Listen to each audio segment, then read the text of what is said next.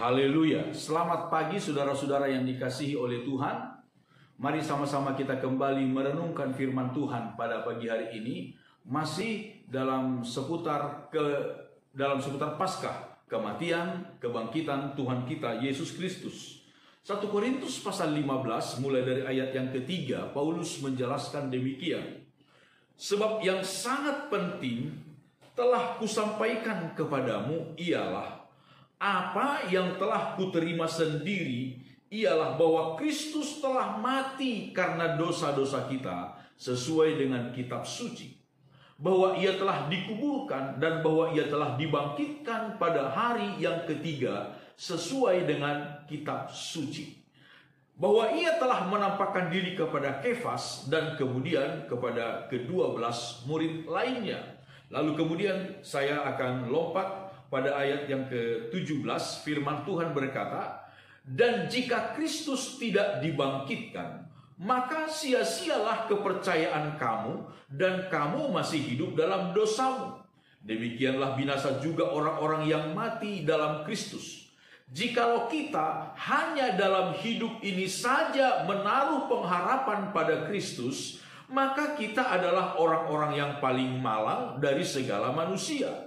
Tetapi yang benar ialah bahwa Kristus telah dibangkitkan dari antara orang mati sebagai yang sulung dari orang-orang yang telah meninggal. Saudara-saudara, ini adalah sebagian penjelasan dari Paulus tentang kebangkitan, saudara. Manusia diciptakan oleh Tuhan berbeda dari semua makhluk yang lain, berbeda dari pohon-pohon, berbeda dari hewan-hewan, saudara. Ketika Allah menciptakan manusia, Allah menghembuskan nafas Allah sendiri ke dalam hidung manusia, dan kita memiliki nafasnya Allah, saudara. Kita memiliki nafasnya Allah, itu sebabnya berbeda. Saudara-saudara, akibatnya adalah ketika manusia mati, berbeda dengan ketika hewan mati. Hewan mati habis perkara. Tetapi ketika manusia mati, ada roh yang dari Allah itu akan kembali kepada Allah, dan manusia harus mempertanggungjawabkan segala apa yang dilakukannya dalam hidupnya ini, baik ataupun jahat, pada saatnya nanti, pada waktu kebangkitan orang-orang mati. Saudara-saudara, jadi kalau ada orang berkata manusia mati habis perkara, tidak. Alkitab tidak berkata demikian. Justru ketika manusia mati, maka satu perkara kekekalan dimulai dari situ.